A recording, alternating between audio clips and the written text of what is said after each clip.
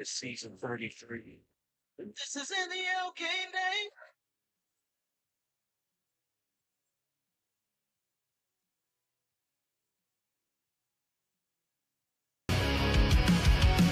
Sirens blare through the tunnel walls. Pat's tired, we're built for brawls. Trash talk fades, it's the hits that speak. This ain't trails, this is GameDay live. Line it up, we don't crack, we clash. Bats collide and the fireworks flash. From the south to the frozen zone, it's GameDay now and we're bringing it home. Hosted by the crew, oh, season 33. This is NDL GameDay.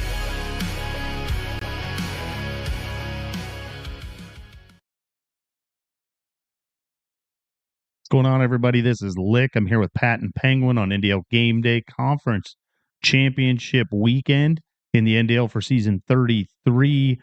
Man, how was the season for you, Penguin? I guess mostly good. I do have the regret versus Duke, but other than that, it was a good season. What about you, Pat? Yeah, just typical average year, win the games that you should probably win, always blow a game that I should win, and there will always be some, you never know what's going to happen in a Patty game, that's for sure, And Awesome. that's what I really enjoy. Okay. You know it's going to be exciting, though. Exactly. Yeah, it was a good season. I thought some new teams at top, some of the same teams, obviously most of the same coaches, all up at the top at this conference championship. Obviously, we'll talk about all the different matchups today. We have some surprises though, right? Like obviously, Pat, you a giant Trojan fan in real life. That's got to be kind of cool to see USC in the conference championship. A week ago, no one would have picked that. A week ago, before Oregon played, no one would pick that. Yeah, it's not art imitated in life, that's for sure. But the tiebreaker situation is weird with these big conferences, which I'm a big conference guy, but I don't like how they do the tiebreakers. So that's making me go away from pro big conference. I mean, Oregon beat USC, and when they're in a championship game and Oregon is not, you'll never be able to explain that to me. But good for them for getting in there, sneaking in. Yeah, and weird as hell, that's for sure. Yeah, and then obviously our own Penguin is in the Big 12 championship against Utah. Yeah, deservedly so. Yeah, not backing it. Sure, it sucks that it's him, but at least I didn't have to back in after blowing a late game like I did last season. So yay for that. And we have some familiar foes at the top of the MAC. You got Chip there facing Metro D, who we talked about about the middle of the season on game day. Pat may have brought him up about how we couldn't count out Central Michigan in the MAC there. That should be pretty exciting. The ACC championship, our own homie in there, and then we have the AAC championship, Tulsa, Memphis. Both teams that definitely Memphis. We were really high on at the beginning of the season. And then you obviously have the Missouri State, Jacksonville State.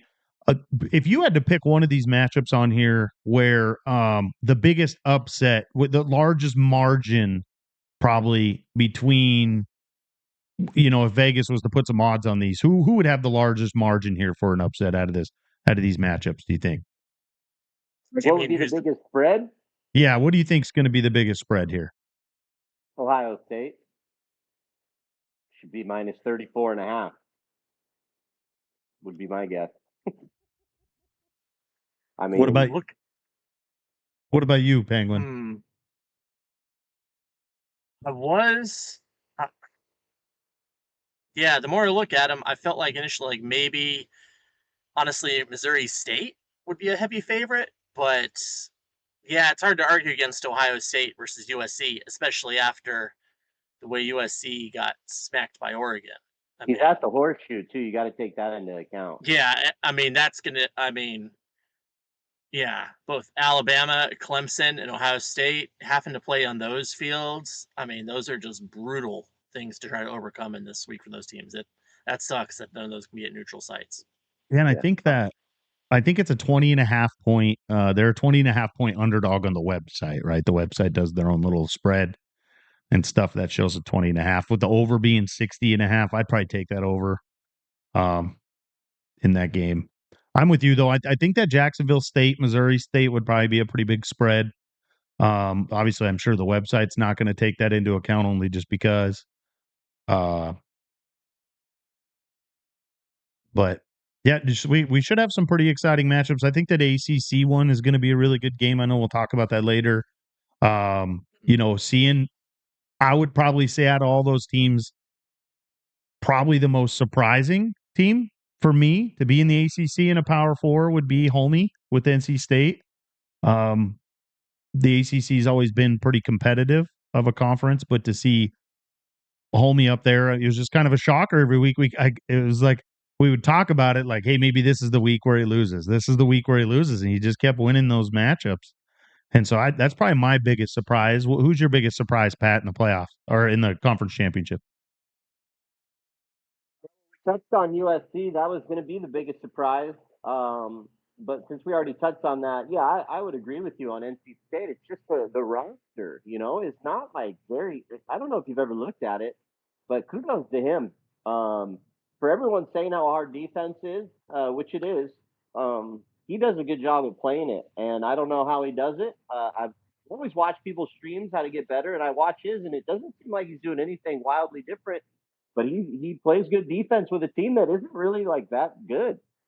So yeah, he's a big surprise. And the ACC has a ton of good coaches, with him being one of them, obviously. Yeah, one of the top 10 defenses in the league, and he boasts one of the best strength of schedules, right? His opponents won 91 games. I think top 30 schedule in the nation. What about you, Penguin? Being unoriginal, I got to agree with basically everything Pat said. The point of playing defense being a massive challenge, and that being pretty much exactly what NC State has hung their hat on. I mean, the explosive offenses. Like if you go back and look at their game versus Duke, is there a more explosive offense than what Duke has done week in, week out? There might not be, but they beat them in a game that went to overtime. That was a kind of became a bit of a defensive struggle. That's in hindsight might be one of the most impressive results of the season. Yeah, he was the only one that's bottled up Duke's offense in our, production meeting. We were talking about how explosive Duke has been, putting together some big stretches down the season and stuff, and obviously Homie was able to kind of stifle and kind of lock him down. I don't know if it confused them or maybe some turnovers in the game and stuff. I didn't watch the game, and so, but yeah, I'm with you, Penguin. Probably one of the biggest wins on the season. That was a big statement win for him. Even when Duke lost to Clemson, Clemson didn't shut him down. That was a basketball score there. That was a crazy fun game. A lot of offense. Yeah, I couldn't agree more with you guys. That Duke NC State score, when I saw it pop on the scoreboard, I didn't get to see that game. I saw it pop up on the scoreboard, and I was surprised, to say the least. So I'm going to pose a question for you guys both. I know the college football playoff reveal is the final reveal is going to be next Saturday for the college football playoff. Obviously, conference matchups are due this week. We kind of in the past we've talked about the top 12 teams. Who do you think is going to be in? Who do you think is going to be out? Just real quick, Penguin, you run down. Basically, you can kind of predict the conference championship team, but run down your top 12 teams, including the mid-major that'll make it. That's not 12 teams, including the mid-major. What? All right. I mean, obviously, you don't have to see them. Texas. Yeah, you don't have to put them in order if you don't want. That makes it a lot easier. Okay. All right. Texas and Alabama, obviously. Ohio State and Oregon, regardless of what happens there. Utah's in regardless. LSU, I think Notre Dame, Clemson. From there, Missouri State is your, I believe, takes care of business and gets in there. That gives me, what am I at there? 1, 2, 3, 4, 8, 5, 6, 8. Is that only 8? Okay, 8. From there, I'm saying the Iowa State Cyclones, because they're going to win the Big 12 championship game, are going to claim a berth and upset the apple cart a bit. Then I think I think they're going to have a hard decision there, but I think NC State gets put in, and I think off the coattails of their win over Iowa State, Duke gets given the last spot there. Does that give me 12? Yep. Pat, who's your in Yeah. and out, basically? I'm sure you agree with most of those top teams and stuff. Who's going to be your in and out? Everything that he said, except I have Louisville in there. So it'd be Texas, Bama, Ohio State, Utah, LSU, Oregon, Clemson, and then Notre Dame, Duke, Louisville, NC State, and Missouri State. Those would be my 12 teams. Okay. So who did you take out? Did you have Louisville in there? Well, you had Iowa State in No. Penguin. I definitely don't agree with you there. No offense. Yeah. So yeah, I just named my 12 teams. I don't know why I would replace with yours exactly, but definitely would have Louisville in there. Yeah, To be that seems fair, to be they the would only be they difference. would be off the top of my head, I believe they'd be my first team out in that scenario. So Yeah, they have the best strength of schedule overall of the leftover teams fighting for that 11 seed, and that's where I lean just personally in my one man's opinion.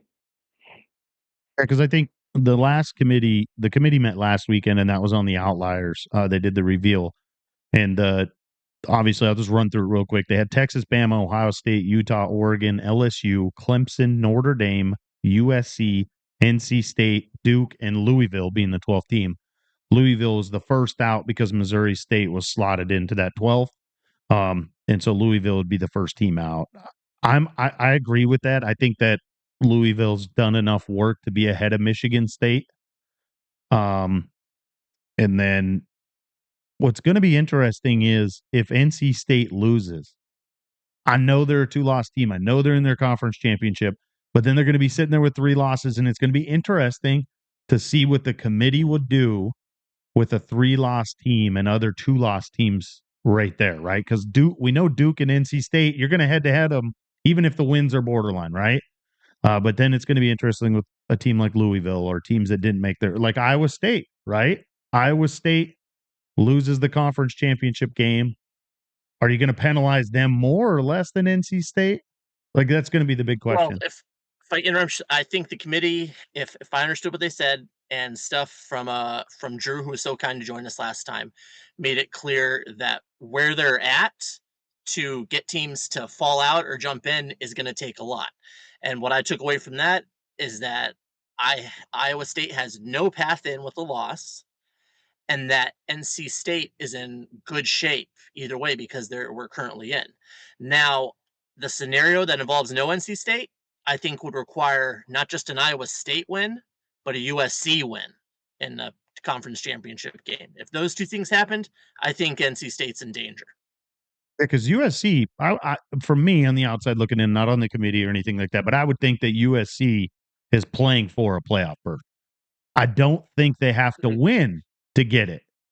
If they can keep the Really? game very competitive, the game comes down maybe to a play maybe that's made on on the last drive of the fourth quarter, and you have some committee members that are committed and watch that game, that could potentially sway their vote to say, hey, USC does belong in the championship. If we're going to put Oregon in and USC plays close against Ohio State, I just don't see it because for face value, if NC State does lose, hey, we remember their loss to Pitt is going to be worse than any other team's loss that's up there, right? I mean, and I'm not saying Pitt's a bad owner. I'm just saying that Pitt's not a playoff team. They're not a border playoff team to where a lot of these other teams with 1 and 2 losses, their losses came to playoff teams. Duke's 2 losses, True. lost to Clemson, lost to NC State, right? You got and I mean, Pitt's going to finish 8-4 in the season, a great season, but that's not the same as playing Texas. That's not the same as playing Clemson. It's not those aren't the same type of losses, and at some point you're going to have to compare the losses and how they came out.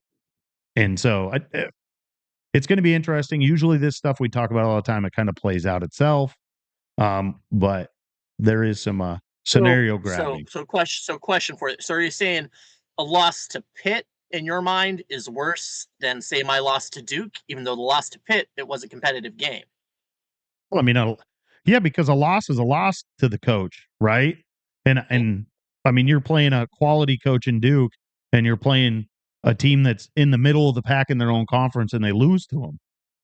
And they're not a playoff team. They're not a playoff contender. Duke's going to make the playoff. Right. And so I just, Most likely, I yep. find it hard to believe. And I'm talking about a team that lost another game. Right. You've got to weigh in that extra loss. And so, Yeah. I'm sure they look at those things and they look at the Massey's and they look at the strength of schedule and they look at that stuff. But, man, at some point, a 3-loss team, and I'm a big proponent that you can be penalized if you play in your conference championship game if it's a game that you need to propel yourself, because you can't just use it as a bonus and then not be penalized for it. It's still a game where you get to display how good you are and how you compete against the best in the league. And if it doesn't go very well, then maybe that's the one that takes you off the shelf, right? Like, and what if NC State goes out there and lays the goose egg, loses 35-0? If you're on the committee, Pat, does that affect you keeping NC State in?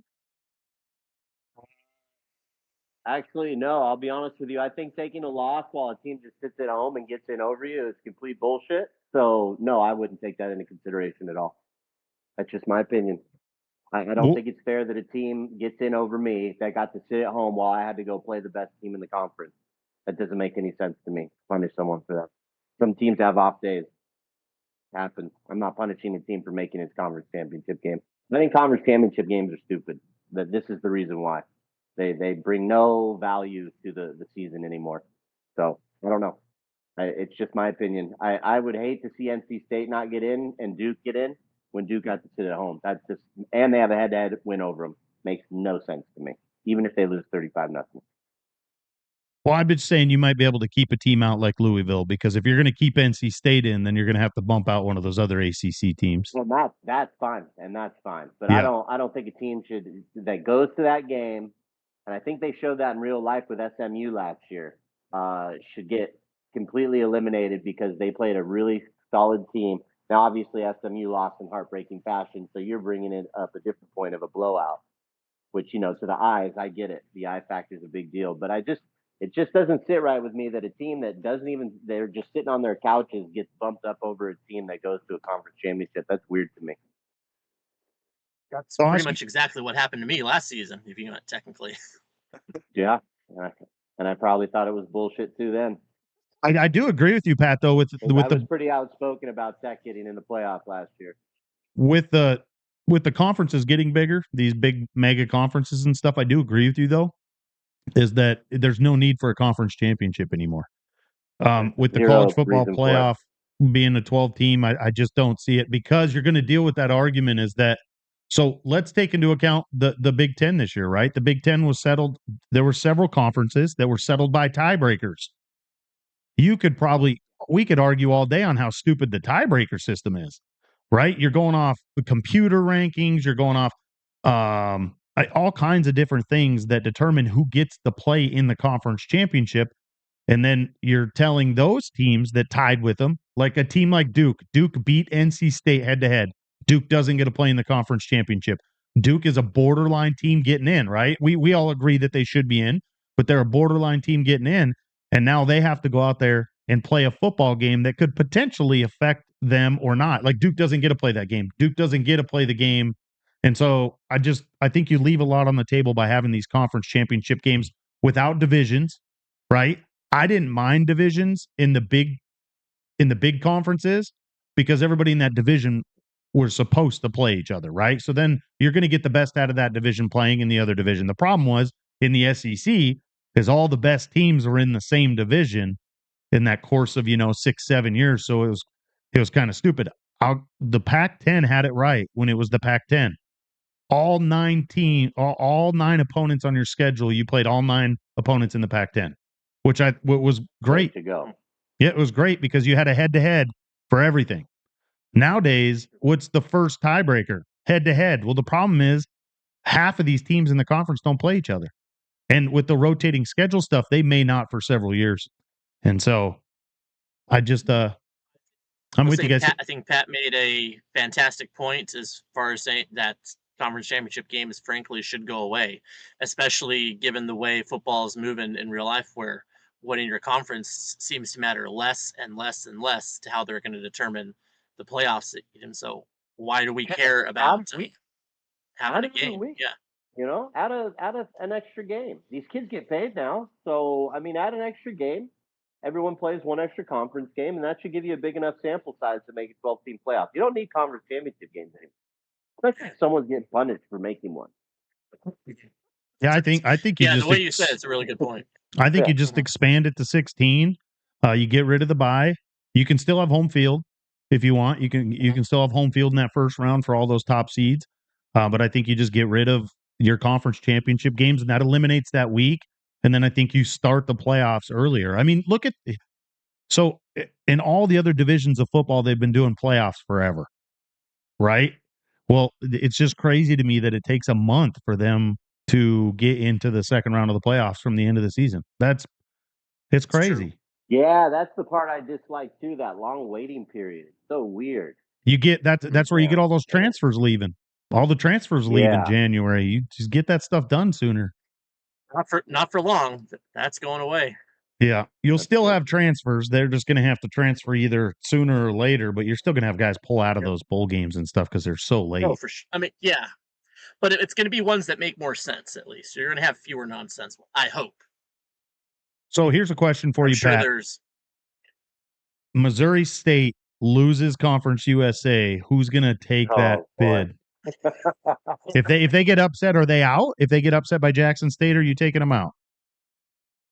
Oh, I saw this debate earlier in I think the live chat, Yep. and I started to just kind of peek at it. And I'll be honest with you, that would take like I would have to sit down and like analyze that for like 45 minutes.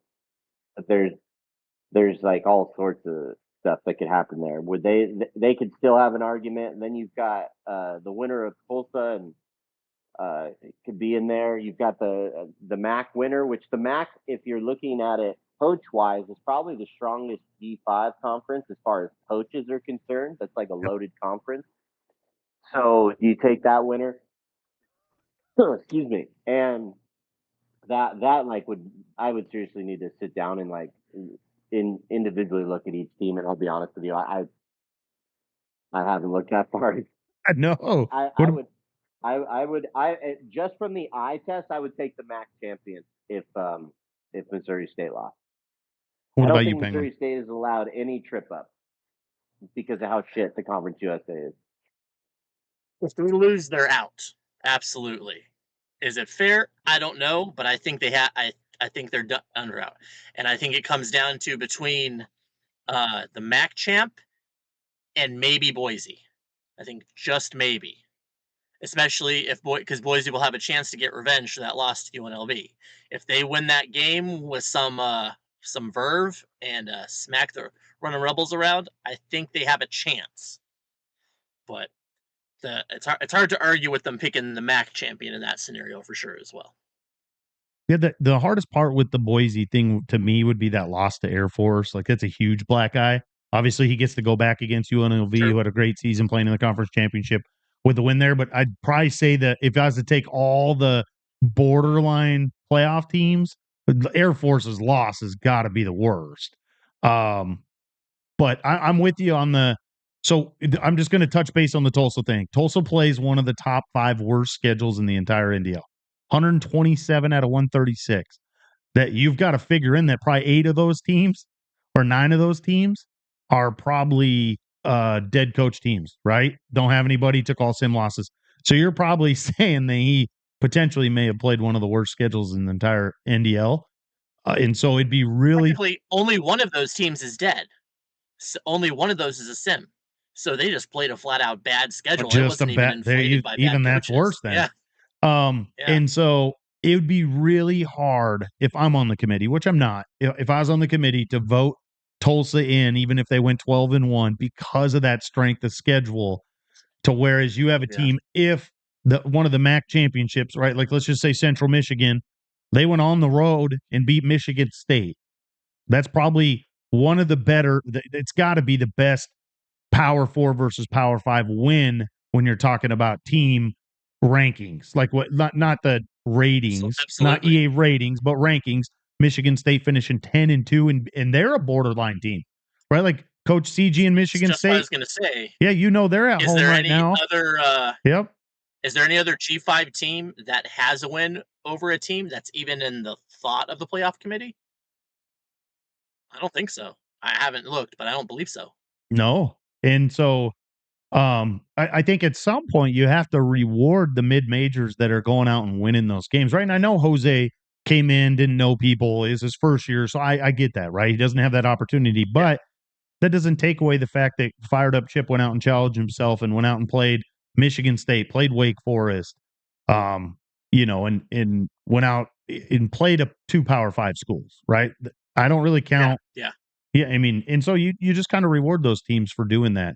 And I know Missouri played Missouri or Missouri State played Missouri. Okay, I know that, but just that Michigan State win to me is bigger because Michigan State is a borderline playoff team.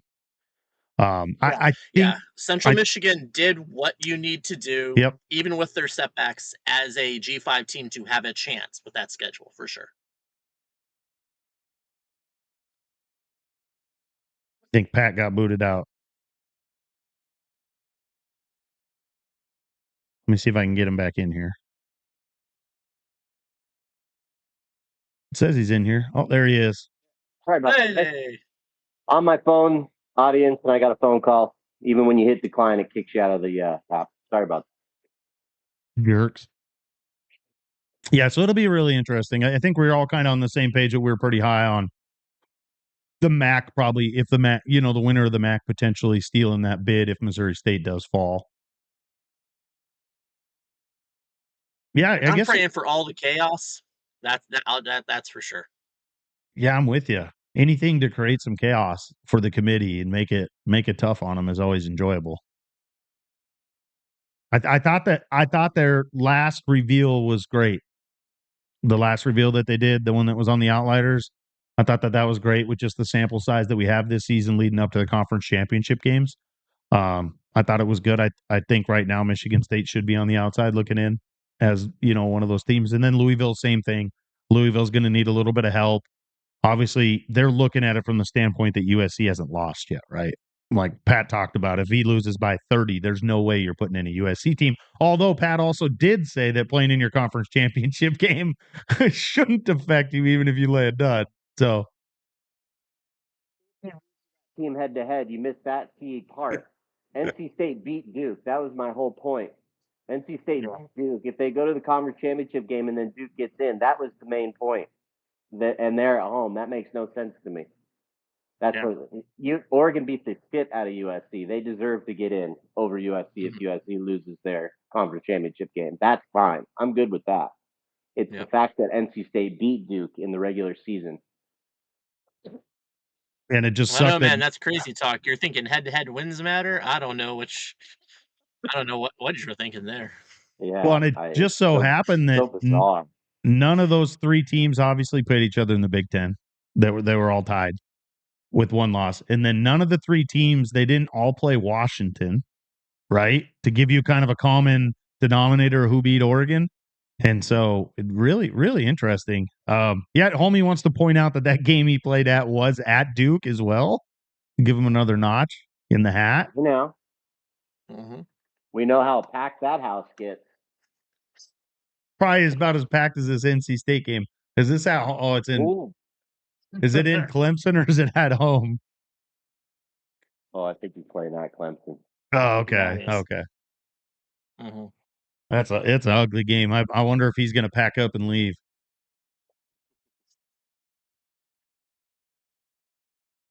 Well, we might as well jump into these games, huh? We got a bunch of them today for our pick'ems. We're going to pick all the conference championship games here on the NDL Game Day. I also have Smitty and Hubbard's games. They submitted those, so you'll be able to see those on the screen and yell and make fun of them if they pick teams that you don't agree with.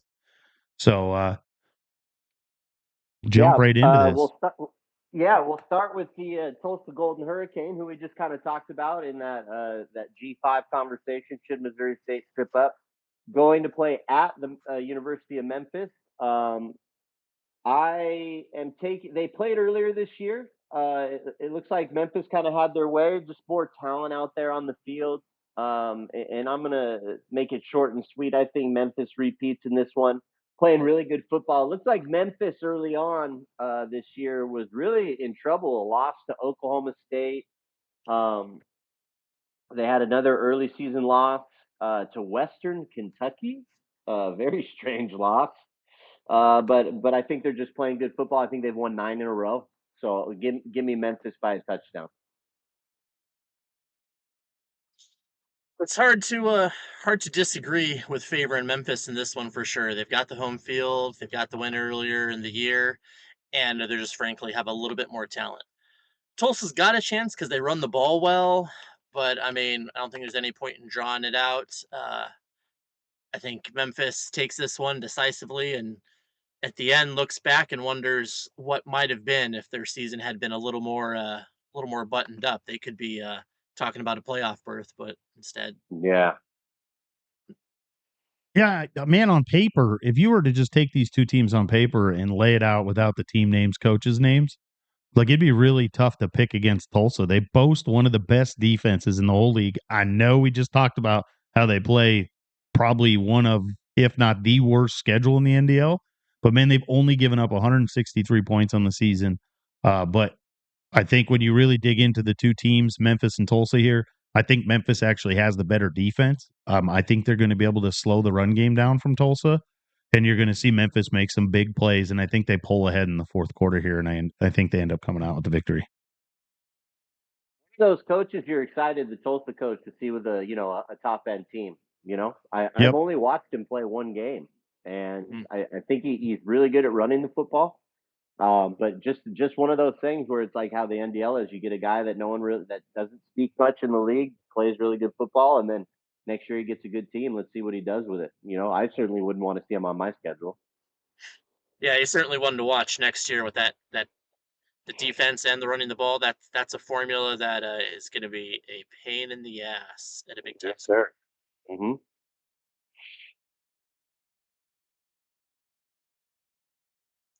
We move on to the next one, or are you announcing the picks of Oh those who yeah, couldn't well, I join mean we us? can. Yeah, so Smitty picked Tulsa. He was the only one out of the group. Hubbard picked Memphis. They didn't Oh, give me any reasons. Yeah, Smitty picked Tulsa. who's Smitty? I don't think if you're new to the league, you probably don't know who he is either. Yeah, if you've never seen him on game day, neither have we. He's a mythical beast. Sure has a lot of Uh, opinions in our game day chat, but never quite makes it to the episodes. Moving right along to the ACC title game and take place in Clemson, South Carolina.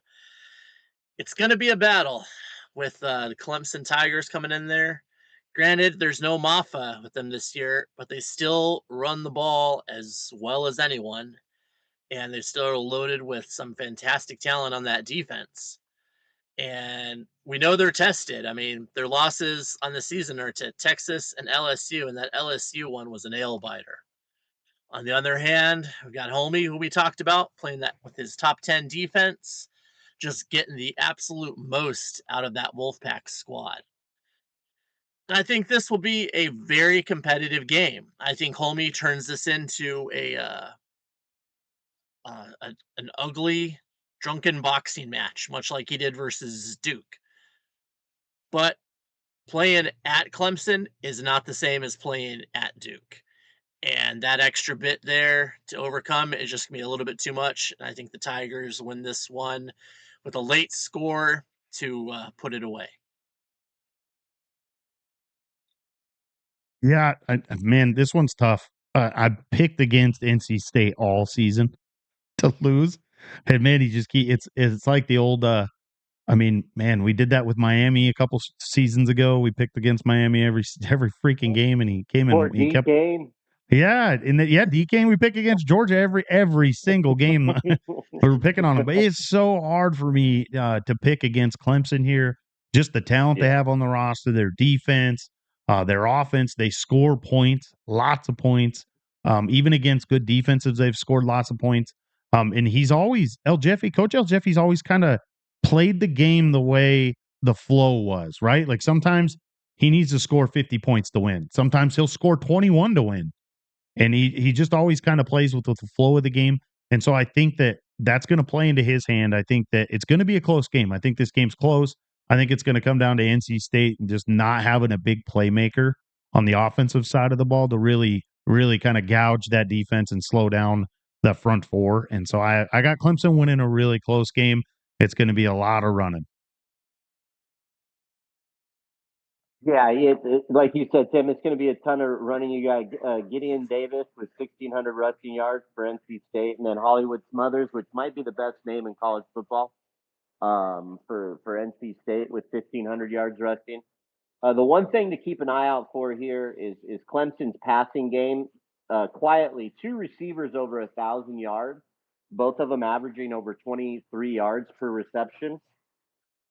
Honestly, if Clemson played a little bit better defense, they would be my dark horse to make the national championship game. Unfortunately, I don't think he plays good enough defense, but in this one he will.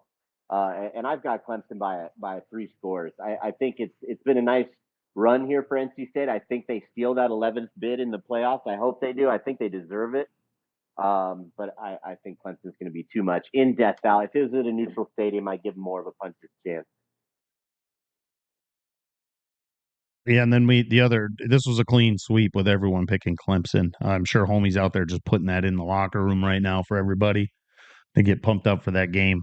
And I'll announce some of these game times are up on the website. I'll announce those at the end. I'll go back and check the media guide there. Oh, love that. Good. I didn't even think to look. Good call out, Tim. That is our segue into our next game where, media bias aside, my guy Penguin here is playing in.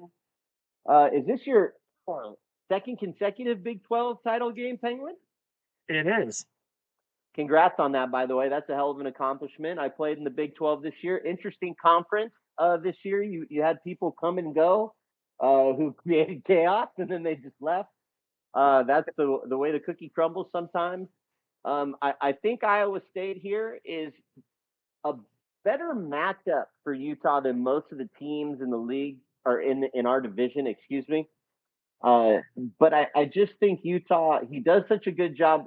Here, I've been watching him play a while, and I've kind of figured out the way he plays. Once he crosses or gets close to midfield, he uses the NDL rules to his advantage, and I think he calls plays knowing that he'll go for it on 4th down. Does that make sense what I'm saying?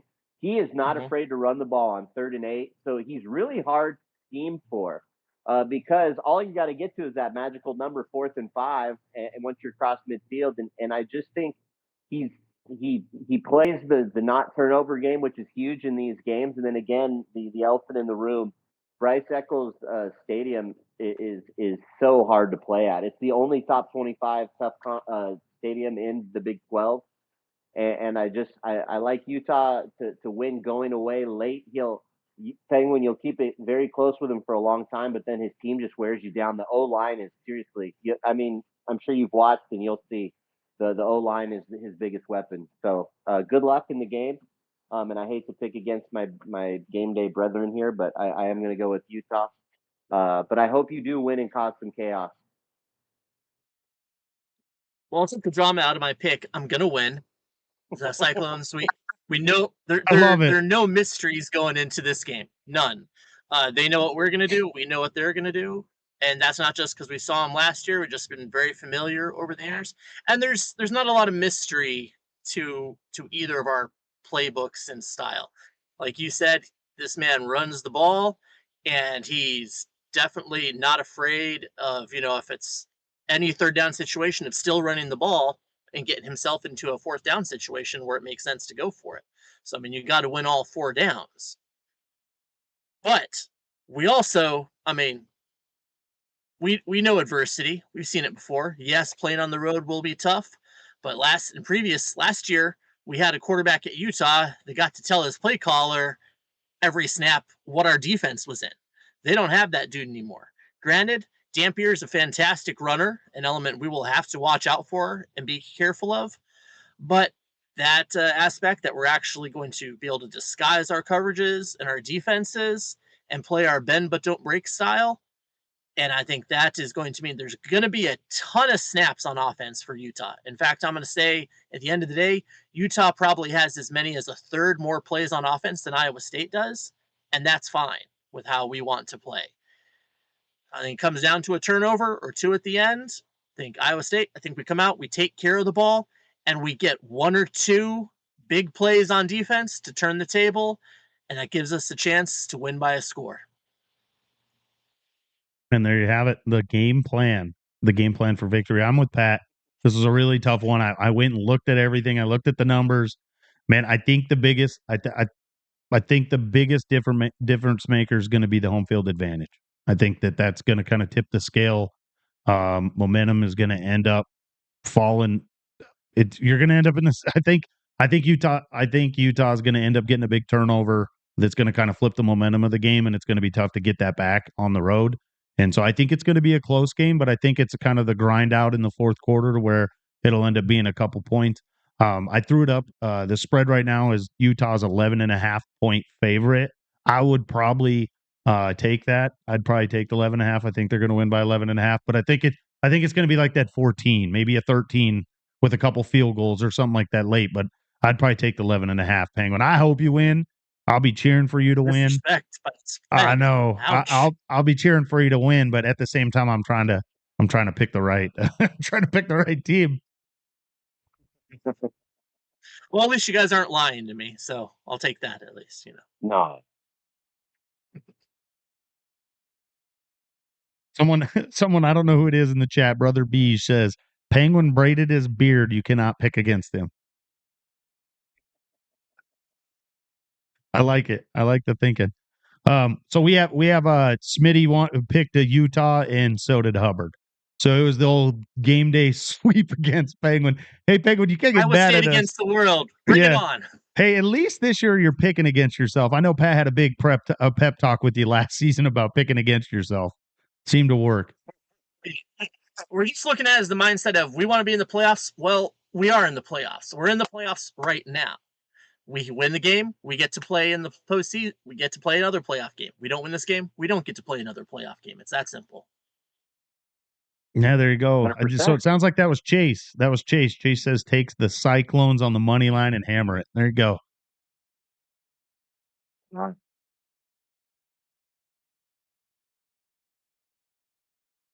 Oh, I guess I'm doing the next one. We just When all play play, stops, it's your turn, right? Is that as they say? All right. We're gonna jump over to the always lacking controversy Big Ten title game. We've got Ohio State hosting the Trojans. No shock that Ohio State's here, but I mean, obviously, everyone and their brother thought this was going to be the matchup with them and the Ducks. But the Huskies said no. And instead, through all the math and the chaos that tiebreakers and stuff fall, the USC Trojans find themselves kind of backing into this one. And as an offense, they've definitely had some big moments. They've won some games by some large margins, but they've also gotten absolutely smacked by Notre Dame and Oregon in the two games they've lost. You're going to see they've got the capability to strike at any time, but when you look at how these two teams match up, and especially just the talent over Ohio State, while they may not be one of the fastest teams out there, just as far as just the overall depth and the strength, and let's not forget the absolute demigod they have at wide receiver, Jeremiah Smith, who, when he's on the field, he's open, truly. I think this game will be over before halftime. I think the Buckeyes will just play bully ball. It's not meant as disrespect to the Trojans, but I mean, Ohio State is one of the favorites to win it all. And this will be a showcase where they remind everyone that they are one of the three or four teams that a lot of people will pick to win the championship. Yeah, I'm with you. You kind of hit on it all. You're talking about Ohio State, number one rated offense in the NDL, fourth strength of schedule, top 25 defense. I mean, you could go on. If USC had a hard time handling Oregon, there's no way there. I'm with you. I think the game's over in the first quarter. The only way it's not is if if USC puts together a 14, 15 play drive and doesn't turn it over just to eat up the first quarter. That's the only way this game isn't going to be over. I think the line right now is 20.5. I'm hammering that. This is going to be a four You score. can't turn the ball over and win this game. And No. USC averages basically, I think it's like 1.5 turnovers a game. That's not awful, but that's not going to be Yep. good enough. Yeah, it's a style mismatch is what I like to do in these games with big spreads. And I think it's a style mismatch here, big time in the shoe. Henry's style against Ohio State, who has like fifth best defense in the entire league, and then the seventh most points scored. You can't get in a track meet with Ohio State, and I just don't see Henry as a guy that I played a lot in games on the side and stuff who really likes long drives. You know what I mean? So I'm with you guys. No disrespect to him. I think it's cool that he snuck in. I mean, I think we were all really anticipating like to see Oregon and Ohio State play, and it was taken from us a little bit by weird tiebreakers. And so I just think Ohio State wins by a lot. The dark horse to maybe win the whole league. You know, they haven't even their closest game was with Washington, 28-14. Everything else has just been an ass kicking. It's really crazy that you bring up Washington just real quick. For me, that Washington Oregon upset was the biggest one of the season, and the reason being is it kept Oregon out of the conference championship. And I mean, it wasn't even like a giant upset ranking wise. It's just that it kept Oregon out, which isn't going to matter. He's still going to make the college football playoff. But for us fans, well, just what Pat said is we wanted to see him play, and we don't get to now. Absolutely. Yeah. Thanks a lot, Steve. That was his revenge Real tour. jerk. His revenge tour, he said, was me, Shell. I don't know why me. I didn't nothing to do with the draft. I gotta Me, give him credit. He did. He was irritated with Shell about something. I can't even remember. And he was like, "You know what? I'm so pissed at this guy. I'm gonna take Washington, his rival, and go play him." and he was mad at Kemp. He was mad at Kemp for holding up the draft, and so he wanted to play Kemp and Shell, and then he said me, but I don't know why me because I didn't do it. I didn't care about the draft. I wasn't even drafted. But he beat us all. He beat all three of us. He went 3-0 on the revenge tour. So, Dude, look at him. Good for him. You know, if you're yeah. gonna be petty, which you know it's in my screen name, I can respect it. This next game is you know, for all the commotion, our guy Weasel came in and ran his mouth. He's not even playing in the conference championship game. How ironic is that? Forget about it.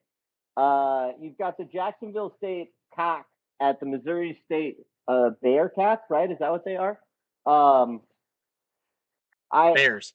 Bears, just the Bears. It's so Just the confusing. Bears. Yeah, instead of the Bearcats, they're just the Bears.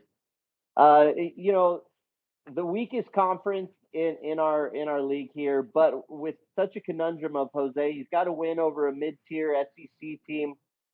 He definitely caused a nice bit of riffraff in the live chat earlier this year, which I always appreciate. Just coming in and his boys coming to his rescue, saying he's a great player, and he's turned out to be just that. The interesting thing is, I played in the Conference USA one year. Every one team, I believe, avoids playing each other in this particular conference, and these two teams have not played, which is really cool. Glizzy is actually a very good player. I've watched him play, but I think this is going to be a bit of a track meet. I think Missouri State pulls away late in the game, one of those types of games, maybe 14, 17 points. But I think it'll be an early track meet. I am going to somewhat agree, as that I think Missouri State wins the track meet, but I think they very well may lap Jacksonville State on that track meet. I think that offense has just been explosive all season long, and Missouri State, and I'm sorry, Jacksonville State is, you know, because he's a good coach, but I dare say he has shown nothing that makes me think he's at the same level that of what Jose's displayed to this point with the Bears. And for that reason, I think I think this I think we might see the 35-point rule applied in this conference Not championship game. bad.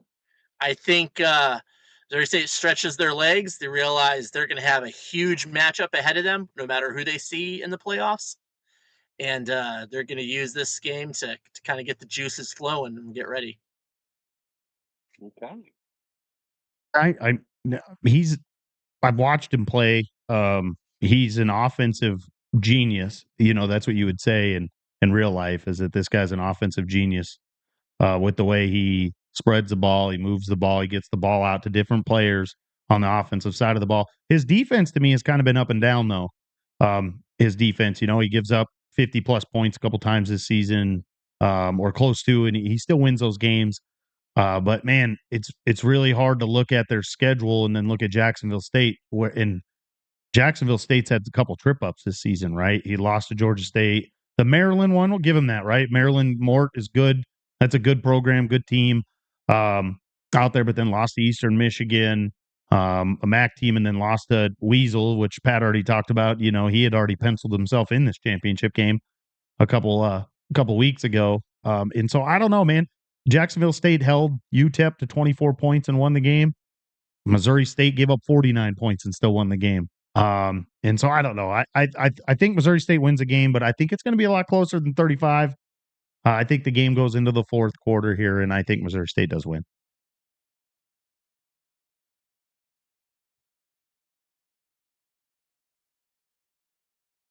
What did our colleagues say? Oh, they both pick Missouri State for sure. Yep. Sorry, I forget you guys can't see that image. Yep, they both pick Missouri State. No worries, no worries. All right, moving right along to some action, which has been very exciting much of the season. And in fact, I mean, shoot, what was that? A four-way tie we had for this conference? Just some straight up madness there. And it ended up giving us Western Michigan and Central Michigan. So, and another teams was Eastern Michigan. So, geez, kind of dominated by one state there. Yeah, it's But anyway, the team of location gets to represent the MAC. yeah, evidently, yeah. Now in Western Michigan, you got Coach Metro D, who's had some good success in his NDL career. So you know what he brings and the skill he has. But these teams met earlier this season, and it was a decisive win for Central Michigan. Plus, Central Michigan's got a number of moments this season, especially referenced the Michigan State win earlier. They won a tough game on the road at Washington State recently. I mean, they're just a flat out tough opponent. I mean, Dr. Bush has one prescription for this game, and it's pain. Uh, I see the Chippewas are going to take this game by 2 touchdowns. Yeah, so I think the biggest difference for me in the game, I played Metro D, playing a dynasty with him. I also have played him in the past. Um, I think the biggest difference in this whole game is going to be the defense of Central Michigan. I think that he's kind of got it figured out when you go look at some of and I know he gave up 70 points, but I promise you that was before he had made some changes. He talked about on B&B how he started the season out in like a 5 wide. He was trying to pass the ball. He since went to jumbo sets. Now he's running the ball. He's eating up the clock. He's playing defense, keeping everything in front of him.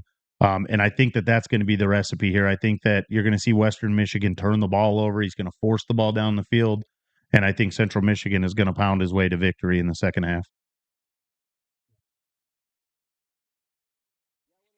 To you guys, Metro D, interesting player. The key to him and facing a good rushing team is you have to have that unblocked user tackling ability, and Metro is one of the better users. So sorry, guys. Excuse me. In the league, as far as just ability to use their player on defense. So I think it'll be a tight game, and I don't know. It's hard to beat a good team twice, and I know Chip kind of had his way with him early in the season, looking at the score. But I just wanted to be different, and being different's okay sometimes. So I just went with Western Michigan on this one. Smitty's with you. So there you go. Smitty went with Western Michigan, and then Hubbard picked Central Michigan.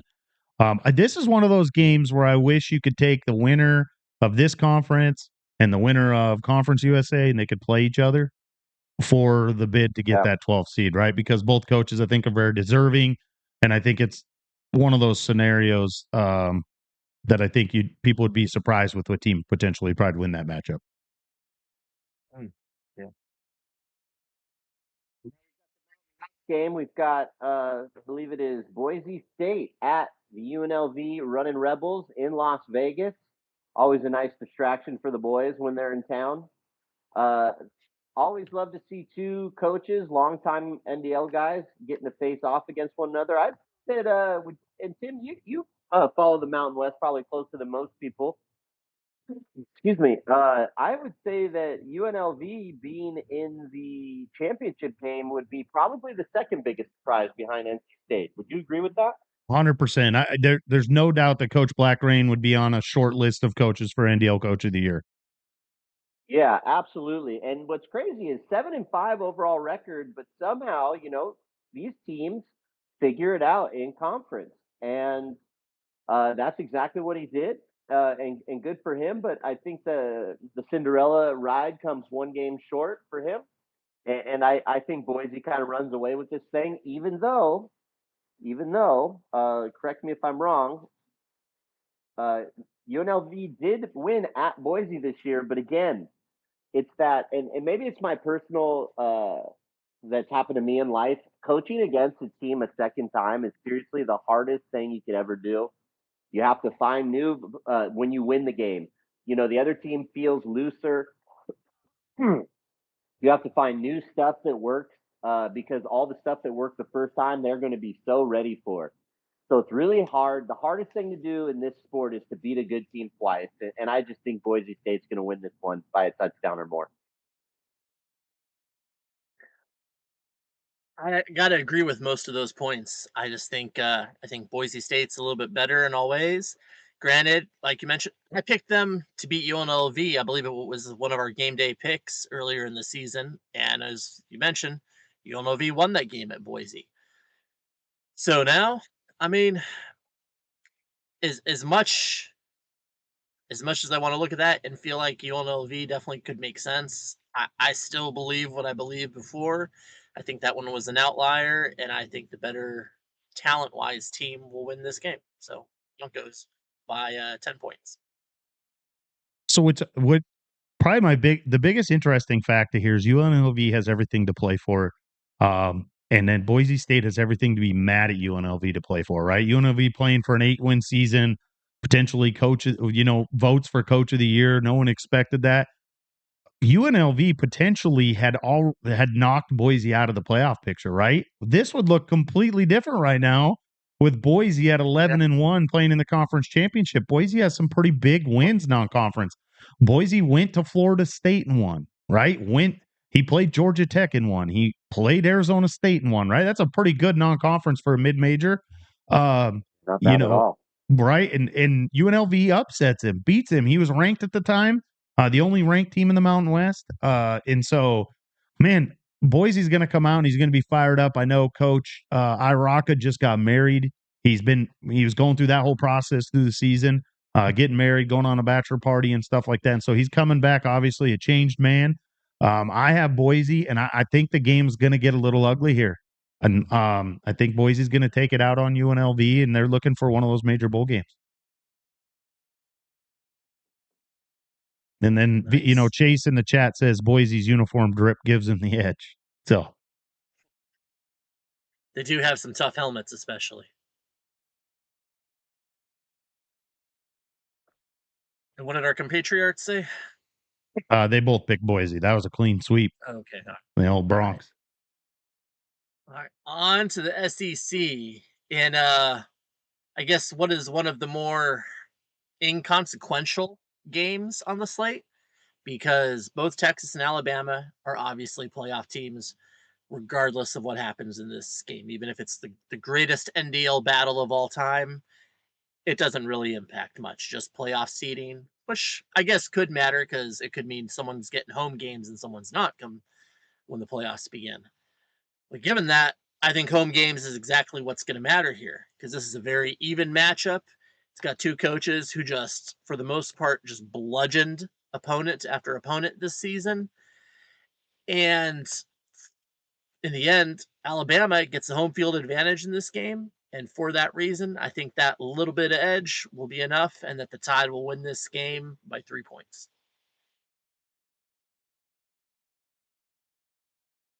So this one's tough. You're talking about two of the best coaches in the league, two of the best teams in the league.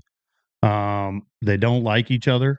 Like that's no, it's like you can't draw it up any better, right? Like if in 2 weeks, 3 weeks, we could be sitting here talking about the same team, about these two teams playing in our conference, in our championship, in our in the NDL championship, and I mean, I kind of hope they do, right? Just because I feel right now they're the two best coaches in the league. Um, and so it's going to be interesting. Pat talked about it. These two teams are in regardless. They don't need to win. So do you hide some of the things that you do well, or some of the things that you know you need to do well against these types of opponents? Or a guy like Smitty isn't going to hide anything. He's going to come out and run the same offense, same defense. But I think Jiggy You'll be lucky if his shirt stays on. I think Jiggy is a little bit different offensively. I think he adapts and changes things a little bit differently based upon the opponent and stuff in each season, in each game, to where Smitty, we've got a pretty good sample size of Smitty and what he likes to do offensively. And so, I mean, it's tough. I can't pick against Jiggy here. I'm going Texas, and it's going to be because of the adaptability.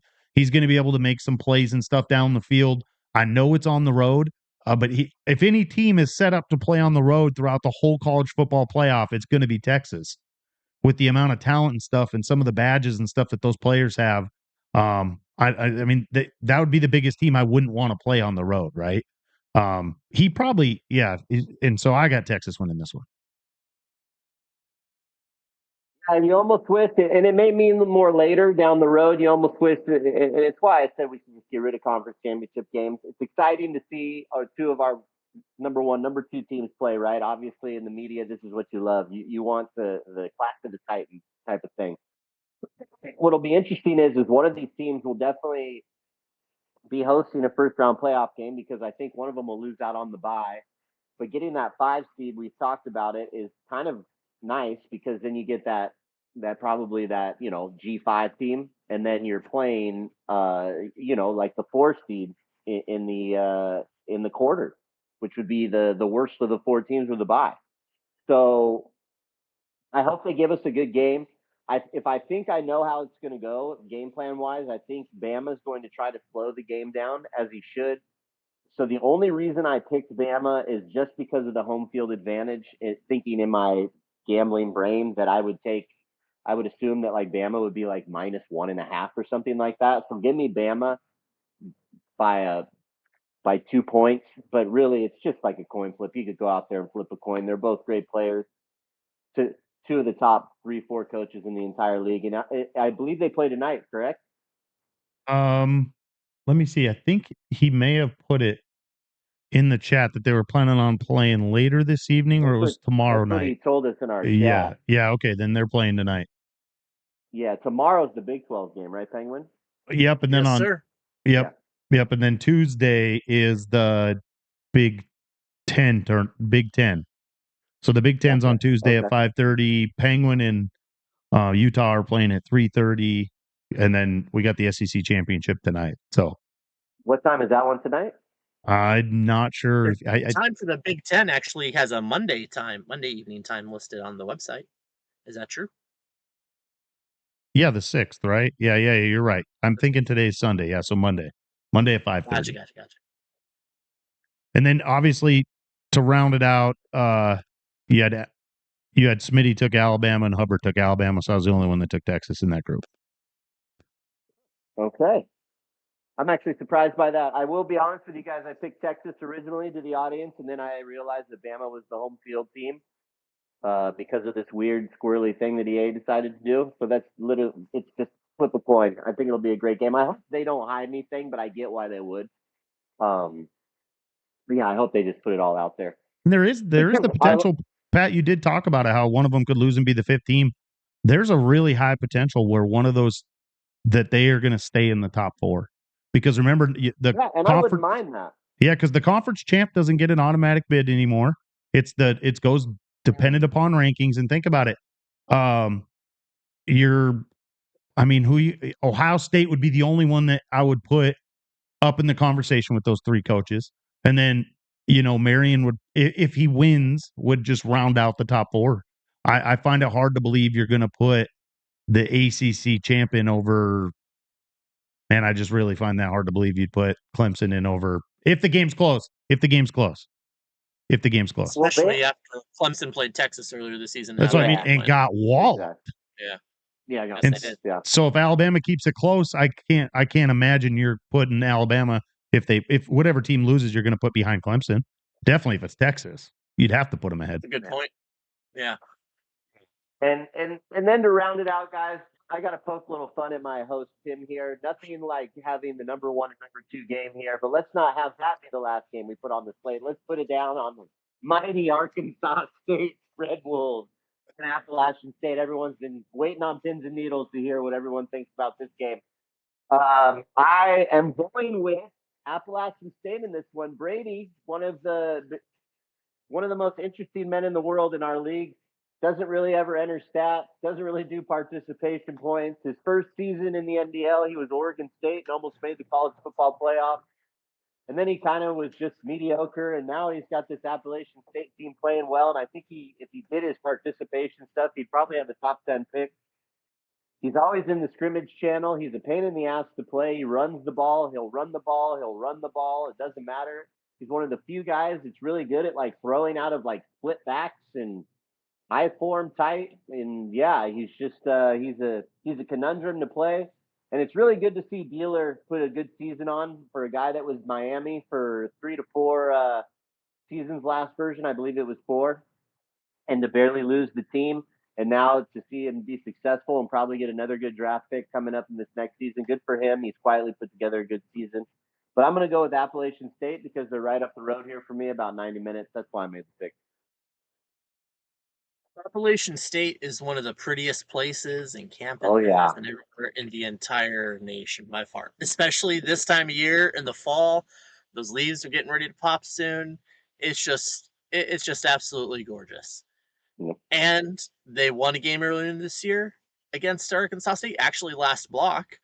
And like you mentioned, playing Brady is just rough because that man, he is going to run the ball even if it's not working, because eventually it's gonna work, and he knows it. He is going to hammer you.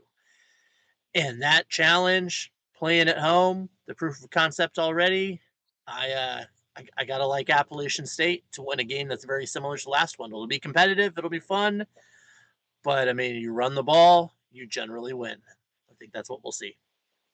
So to talk to you, Pat, about keeping this game as the last game, the reason is that Dealer was probably the only guy that was playing in these conference. He was the only guy in the conference championship games that was private messaging me, asking me what time game day was going to be, when we were going to be on. And it's because he knew that we were going to talk about him on the show. And so, man, I got to save the best for last year. I'm with you, mate. So at the beginning of the season, Dealer was a guy that I talked about on game day. We talked about disappointments and disappointed coaches, and I actually brought him up at the beginning of I think it was after block 2, and it's because he was 1-3. He was 1-3. He had lost to San Diego State, lost to South Florida, who good coaches, Big Z and D Kane, and then he got walloped by Missouri State 0-34, right? And so he was on the hot seat because I'm like, man, you're 1-3. You played 4 mid majors. You haven't won any game. Not a super strong non-conference schedule. And then he rattled off a bunch of big wins. Put himself in position to be in the conference championship game. So it was really tough for me not to pick him. But the biggest factor was he just played Brady in the last block. This is one of those dumb things that we talk about with these divisions in the Sun Belt. They do the divisions, and you end up, worst case scenario is week 14, you play a team, and then you got to turn around and play them the next week in the conference championship game. I think that's going to pay into a benefit at Appalachian State. They're the home team. I think it's a close game again. I think this has the potential to probably be one of the most exciting conference championship games when I'm talking about a team that games that are going to be close. I think this has your potential to probably be the most exciting one. I think it's going to be one in the fourth quarter, and I think Dealer's going to have a chance to win the game at the very end of the game. He's going to have a chance, and I think at the end of the day, Brady's going to make a big play. And Pat, you talked about Brady. Most of the people that are new in the league don't know. Brady was a kick return, probably one of the craziest plays, the best calls. I need to get that video again. We used to have it on our game day intro because we have people. We were doing a live broadcast of the game when he kicked it. Brady kicked it, and who was Oregon at the time? Was it Shell? Oh, MT Wasik? Yeah, Wasik. Yeah, Wasik was Oregon, who didn't put together, like, it was just kind of an average season with Oregon. But he returned the kick at the end of the game to win the game. And Oregon State barely lost out on that college football championship because of that. That was like the biggest loss. With them not being in Oregon State, it felt very snubby, and that's kind of why we have a college football committee now. Yep. because they were like 11-1 and got left out. That's Yep. right. We didn't have the committee at that point, did we? Nope. Nope. Nope. We just used these Massey ratings pretty much. The Massey ratings. Yay. Yeah. So Dealer is saying in the chat that when they did play Appalachian State and Arkansas, that he had 3 fumbles. Obviously, can really tip the scale. Fumbles. For sure. Okay, And so Dealer, that's a obviously, part of football, bud. yeah, got to protect the ball, Dealer. Hey, Dealer, we'll be cheering for you. I think you guys will be the most exciting game, and I'm looking forward to it. You guys that haven't posted it yet, if you go to your team, if you click on your team and you go down to your matchup, and you'll click the preview, and then on the top left, it'll have a place for you to put your guide, like the time in and stuff. That it populates to the NDL's website where people like us, Pat and Penguin, can see what time you play. And believe it or not, some of us do schedule our lunches around those games that they're played during the day as well as evening things, right? Pat's looking to get married now, and so he does plan his evening around his new. Yeah. No, but oh my goodness. we're really worried we're going to lose Pat for you go on one date with a girl that's out of your league, and you guys just want me to marry her.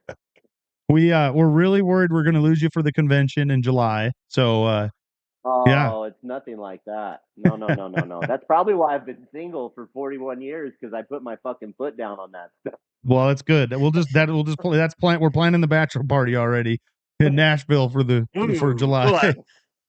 That would take the convention to the next level now, wouldn't it? Yeah, right. Oh, Penguin's got to stay awake. Just what I need. Some stripper dancing on me in the 100% humid weather at 100 degrees at nighttime. Hopefully awesome. a female. Hopefully a female one. I can smell it from here. Oh wow. Well, man, it's been a pleasure. We're going to be here next weekend. We're going to reveal the college football playoff picture. Conference championship games are due this week.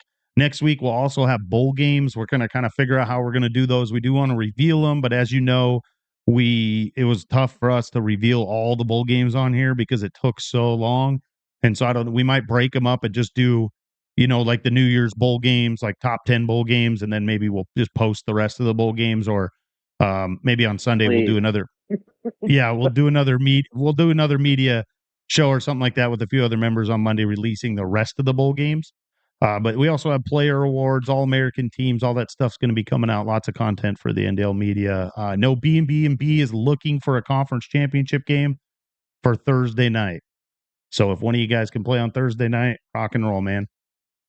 And then I always like to give a member of our league a shout out sometimes at the end of this episode. I would like everybody and give attention to Block M. Behind the scenes, you guys probably don't know this. He is really coming up with some cool ideas to recruit members into our league with some really cool, just like getting into different forums and chats and discords with this AI that he uses and kind of like an advertisement. And he's really putting his best foot forward. And yeah, the guy can be controversial sometimes, but he never asks for any like extra, bonus points or anything. He does it because he loves this place and he's been here since day one. So I just want to give him a shout out because not everyone sees that kind of stuff, and he is doing a great job of getting some recruiting going for our league, so it can always remain full, so we can have less and less Sims, which is what we want at the end of the day. That's true. Yeah, definitely. Good points. Good points. Yeah. Yep. Well, gentlemen, take care. Hey, good luck tonight. Florida State with a big game tonight in real life. Yeah, and there's some great games here going on. You've got Texas down by 12 at the half to Florida, and then you've got Bama and Vandy all square at half. Is it safe to say the Arch Manning for Heisman campaign is dead? Can we call it? State getting absolutely smoked by UCLA. Which is good stuff. James Franklin coming up clutch. Hey, do not forget, you guys, tune into the Mariners game tonight, right? I'm sure all you guys are big Mariner fans, so. I do love to see a team host a playoff game that, hasn't been there in a little while. Did they make the playoffs last year? I think they did. So it's 2020, 2020, 2 years ago. Cal hit the home run, and then they went and played the Astros, and they played that was the year the Astros won it. And they played them in overtime. They played them in extra innings every game they played in their small little 3-game sample size. This is the first time It's one of the most since underrated places to see a baseball game, that stadium. It's really cool. this is the first time Seattle's hosted or been in the American League Division Series since 2001. So we've Pretty we've cool. been in the American League Championship Series I think 3 times, and we've lost out to the New York Yankees twice. So never played in the World Series. It'd be exciting to see. It's time for Obviously, it to change. Mariners to the World Series. It's going to happen. Mariners to the World Series, and then maybe against the Brewers, right? 2 teams that have never made it. I don't think the Brewers have ever made it. They By the have. way, boy, Mariners are the only team that hasn't made it. Well, there you go. UCLA, Penn State comes out down 20 first play of the second half, fumble, UCLA football here at midfield. Oh, jeez. Wow. Drew Allard, what a beast. Oh, what a joke. John All right, Mateer boys, for I'm starving. Heisman. Yeah, me too. I'll talk to you guys later, man. Maybe. Great talking to you. Bye.